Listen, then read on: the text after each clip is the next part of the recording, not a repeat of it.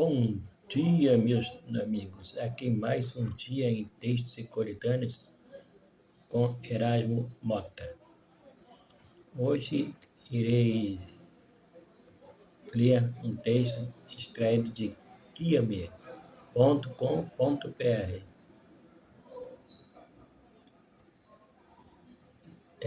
O tema hoje será as origens e os equívocos da teologia da prosperidade. As origens e os equívocos da teologia da prosperidade. Fonte atualizada sábado, 31 de maio de 2014, às 6h40. Bem, darei início a esse texto de guiame.com.br,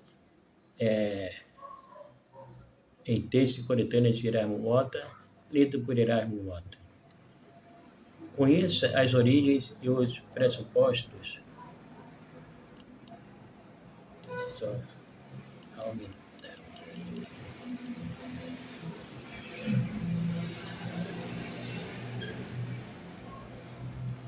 Bem, vamos dar prosseguimento aqui. Conheça as origens e os pressupostos equivocados da TP e da confissão positiva.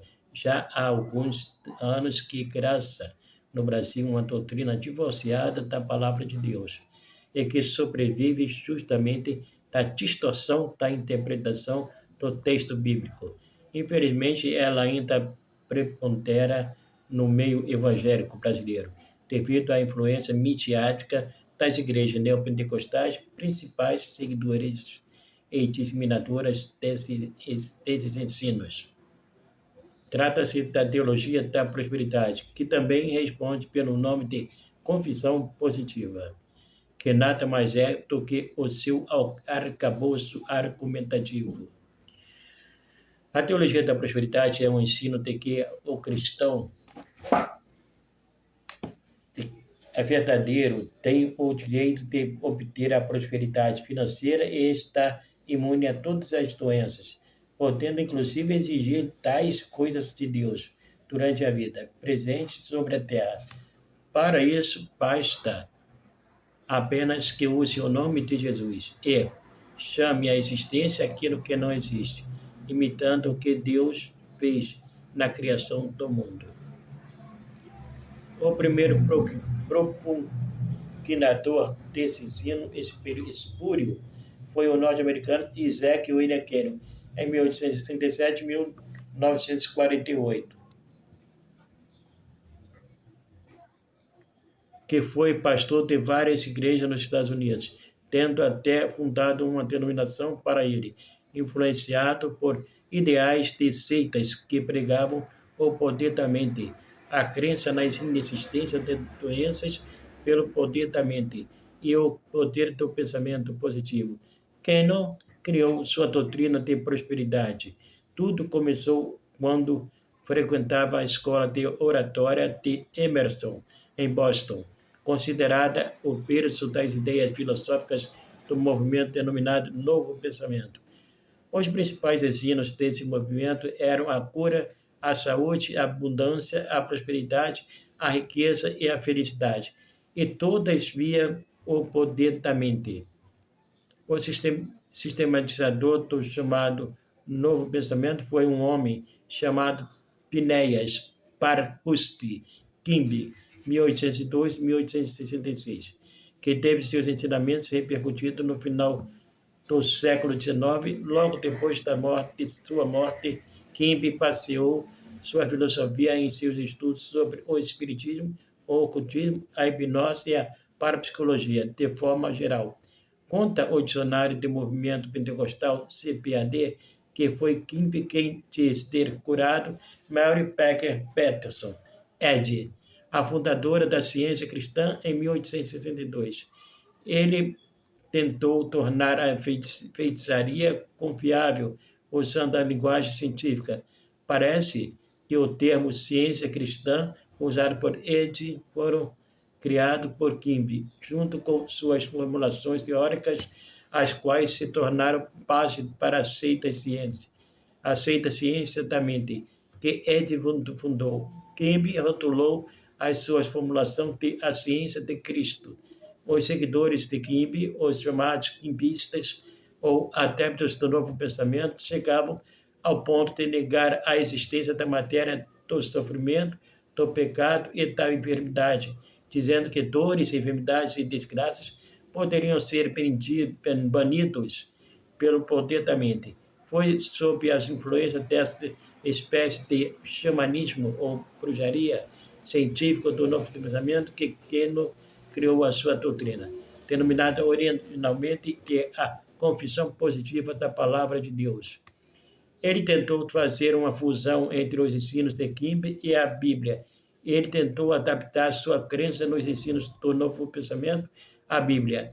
Apesar de Keno ser considerado o pai desse ensino espúrio, é outro nome que se destaca no mundo, estando ligado a eles. Trata-se de um dos maiores discípulos de Keno, o homem que mais popularizou a teologia da prosperidade no mundo, o pastor norte-americano Kenneth Reagan, em 1917 e 2003. Reagan era um batista que creu nas doutrinas bíblicas pentecostais e filiou-se da Assembleia de Deus norte-americana, tendo inclusive sido pastor nela. Porém, seu apreço aos ensinamentos de Keno o levaram à confissão positiva. Reagan então saiu da Assembleia de Deus, tendo peregrinado por algumas outras igrejas, até finalmente fundar a sua própria, aos 30 anos. Época em que fundou também o Instituto Bíblico Rema, para grande centro divulgador de suas ideias. Além de Reagan, são responsáveis também pela popularização dessas ideias nomes como os pastores Kenneth Copeland, Frederick Price e Charles Capps, menos conhecidos no Brasil, mas tão populares como Reagan nos Estados Unidos. Aliás, não é à toa que em 1989, Reagan, Kenneth Copeland, Frederick Price e Charles Capps e outros ensinadores da Confissão Positiva resolveram se unir e fundaram a Convenção Internacional de Igrejas da Fé, em Tulsa, Oklahoma. Reagan ensinava que todo cristão verdadeiro deverá ter sempre saúde plena e riquezas, de sorte que toda doença ou pobreza é sinal de maldição, afirmava ele. Todo cristão deve esperar viver uma vida plena, isenta de doenças. Ele cria que o crente fiel deve viver pelo menos 80 anos, sem dor ou sofrimento. E que quem ficasse doente é porque não reivindicava seus direitos ou não tinha fé. Ainda hoje, os seguidores de Reagan enfatizam que o crente deve ter carros novos, casas novas próprias, as melhores roupas e uma vida de luxo. A Confissão Positiva prega a chamada fórmula da fé, que se resume a 4 pontos. Diga a coisa. Ensinava Keno e repetia Reagan, que de acordo com o que o indivíduo quiser, ele receberá. Faça a coisa, ou seja, depois de afirmar, faça conforme a sua afirmação, como se já tivesse recebido aquilo que você determinou ou decretou. De acordo com a sua ação, você será impedido ou receberá. Ensinava Reagan sobre esse ponto. Receba a coisa, viva como se já tivesse recebido o que você decretou. E conte a coisa, fale da coisa às pessoas como se fosse já tivesse recebido. Segundo Reagan, o crente, ao orar, deve utilizar termos como exijo, decreto, determino e reivindico, em lugar de dizer peço, rogo e suplico. Aliás, de acordo com ele, o crente nunca deve dizer se for da tua vontade, pois isso destrói a fé. Os muitos equívocos da Confissão Positiva. O pastor Ezequias Soares, líder da Assembleia de Deus em Jundiaí, São Paulo, e da Comissão de Apologia da CGADB, destaca os equívocos da teologia